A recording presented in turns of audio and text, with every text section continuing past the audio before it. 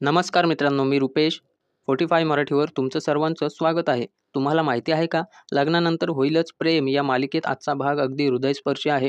कारण यात दिसते सुनांचं घराबद्दलचं प्रेम, आईसारखी सासूची माया आणि त्याचबरोबर घराला आतून पोखरणाऱ्या कारस्थानाची चाहूल. अगदी एकाच भागात सुखदुःख, भक्ती, नाटक आणि ट्विस्ट सगळं एकत्र.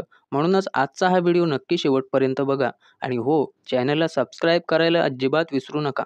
कारण रोज तुम्हाला मिळणार आहेत या मालिकेचे खरे विश्लेषण. तर बघा, आजच्या लग्नानंतर होईलच प्रेम या मालिकेच्या भागामध्ये मालिका अगदी दोन वेगवेगळ्या भावनांच्या टप्प्यांमध्ये फिरताना दिसते. एकीकडे नंदिनीची गणपती उत्सवाबद्दलची प्रचंड ओढ आणि दुसरीकडे मालिनी व विक्रमची तिची मज्जा घेण्याची सवय. नंदिनीचं मन आनंद निवासाशी बांधलेलं असतं, तिथल्या लोकांशी, तिथल्या उत्सवाशी आणि विशेष म्हणजे दरवर्षी बसवल्या जाणाऱ्या गणपती बाप्पाशी तिचं नातं घट्ट झालेलं आहे. म्हणूनच तिला पुन्हा तिथे जावंसं वाटतं, तिच्या जुन्या आठवणींना उजाळा द्यावासा वाटतो. पण घरातले आई-बाबा म्हणजेच मालिनी आणि विक्रम तिला मुद्दाम परवानगी देत नाहीत. त्यांच्या नजरेत घरातले गणपतीच पुरेसे आहेत. इथे नंदिनीला पहिल्यांदा जाणवतं की आता ती मुलगी राहिली नाही, तर सून झालेली आहे आणि सासरच्या निर्णयाला मान द्यावा लागणार आहे. ही परिस्थिती तिच्या मनात एक द्वंद्व निर्माण करते. ती स्वतःला समजावते की आई-बाबांनी नाही म्हटलं तर आपल्याला थांबावं लागेल. पण मन मात्र अजूनही आनंद निवासाच्या आठवणीत रमलेलं असतं. त्या ठिकाणी कसा पहिला गणपती बसवला गेला, लहान मुलाने कशी ती सुरुवात केली आणि त्यानंतर संपूर्ण वस्ती एकत्र आली, या सगळ्या आठवणी नंदिनीला भावुक करतात. गणेशोत्सव हा एकत्र आणणारा उत्सव आहे, ही जाणीव प्रेक्षकांपर्यंतही पोहोचते. पण इथे येतो खरा ट्विस्ट. मालिनी जणू खऱ्या सासूसारखी वागत नंदिनीवर ओरडते की तिने घरच्या गणपतीकडे लक्ष द्यावं आणि आनंद निवासामध्ये जाणं थांबवावं. प्रेक्षकांना वाटतं की आता नंदिनीवर अन्याय होतोय, पण मागून विक्रम हसतो आणि मालिनीलाही हसू येतं. हे दोघे जण नंदिनीची मज्जा घेत असतात हे समजल्यावर एकदम वातावरण हलकं होतं. या प्रसंगातून एक महत्त्वाची गोष्ट लक्षात येते की नंदिनीला आता सासू आहे, तिचं ऐकायचं आहे अशी शिकवण दिली जाते. ही शिकवण गंभीर स्वरूपात न देता मजेशीर नाट्यामधून दिली जाते. यामुळे मालिकेतलं नातं खूप रिलेटेबल वाटतं. गणपती आणण्याचा दिवस उजाडतो. गणपती आणण्याची तयारी सुरू होते. घरात उत्सवाचं वातावरण निर्माण होतं. विक्रम अजून तयार नसतो. त्याच्या उशिरामुळे मालिनी काळजीत पडते. ट्रॅफिकमुळे उशीर होईल की काय याचा ताण तिला येतो. यामध्ये घरगुती संवाद, एकमेकांवरची काळजी, थोडीशी चिडचिड आणि हसण्याचा माहोल हे सगळं एकत्र दिसतं. एकंदरीत भागात नंदिनीचं निरागस प्रेम, तिची आठवणींशी असलेली ओढ, मालिनी विक्रमचं मिश्किलपण आणि शेवटी सगळ्यांच्या मनात असलेली बाप्पासाठीची भक्ती यांचा सुंदर मेळ बसतो. कथा पुढे जाताना प्रेक्षकांनाही उत्सुकता राहते की खरं तर नंदिनीला आनंद निवासात जाण्याची संधी मिळणार का? आणि या उत्सवातून तिच्या नातेसंबंधांमध्ये काय नवीन घडणार आहे?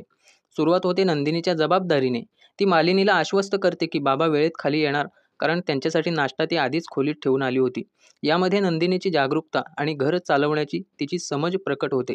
ती फक्त सून नसून घराची खरी काळजी घेणारी मुलगीच आहे हे जाणवतं.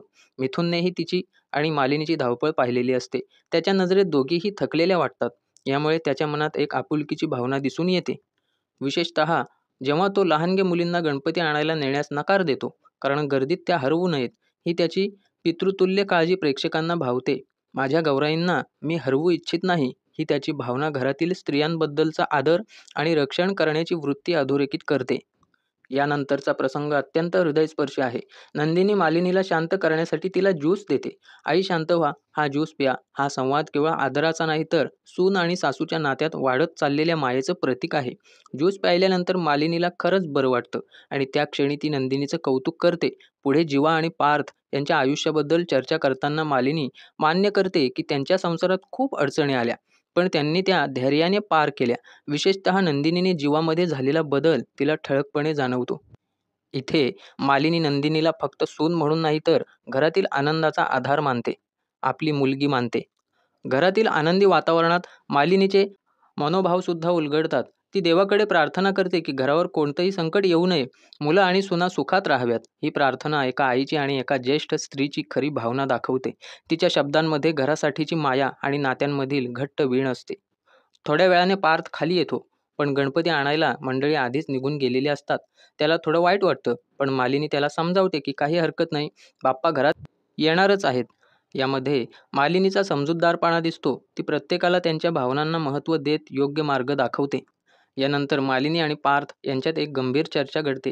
2 सुना आणि 2 मुलं किती गुणी आहेत हे ती प्रेमाने सांगते. पण या कौतुकामागे तिने पाहिलेला संघर्ष सुद्धा दडलेला आहे. काव्य आणि नंदिनीच्या आयुष्यात आलेल्या त्या संकटांचा तिला पूर्ण अंदाज असतो.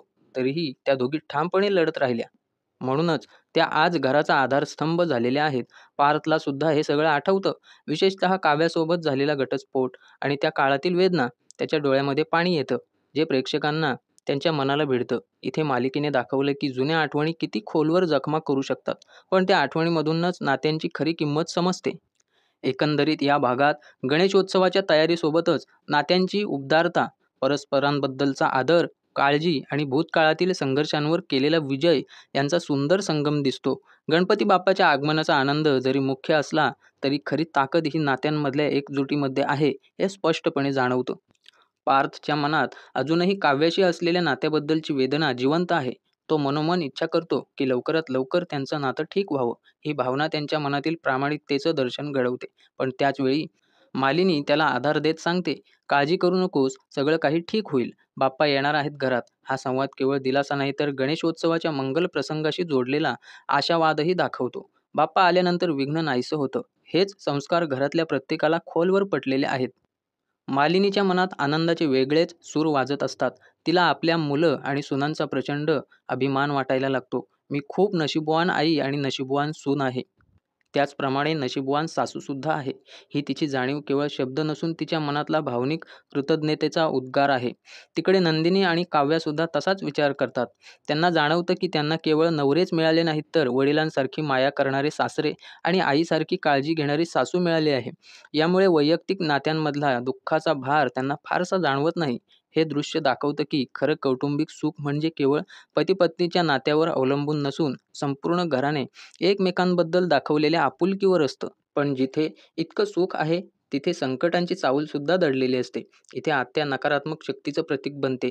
वरवर घराची साफसफाई करणारी साधी स्त्री वाटली, तरी तिच्या मनात काळे विचार शिजत असतात. ती आपल्या मुलीला सांगते की जर या घरातील लोकांना एक-एक करून बाहेर काढलं, तर घर खरंच आपल्याच ताब्यात येईल.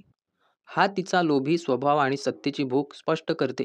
ती घराला आपलीच मालकी समजते आणि तिची मुलगीसुद्धा या कटात सहभागी असते. हे दृश्य प्रेक्षकांना जाणवून देतं की घराच्या सुखशांतीवर सावली टाकणारे लोक नेहमी जवळच असतात. आत्ता खरी उत्सुकता पुढच्या भागाकडे वळते. गणपती प्रतिष्ठापनेचा क्षण घरासाठी आनंद, मंगलमयता आणि भक्ती घेऊन येणार आहे. पण त्याच क्षणी आत्या आणि तिच्या मुलीचं कारस्थान विघ्न घालणार का?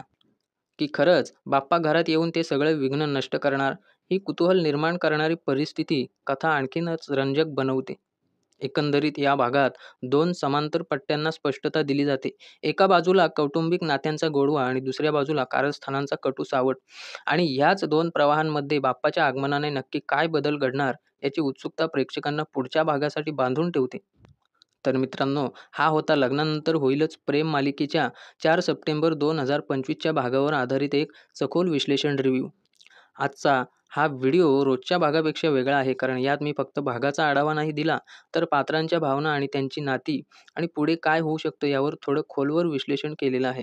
जर तुम्हाला ही स्टाईल आवडली असेल तर कमेंटमध्ये नक्की कळवा. उद्या पुन्हा भेटू नव्या ट्विस्टसह. तोपर्यंत धन्यवाद.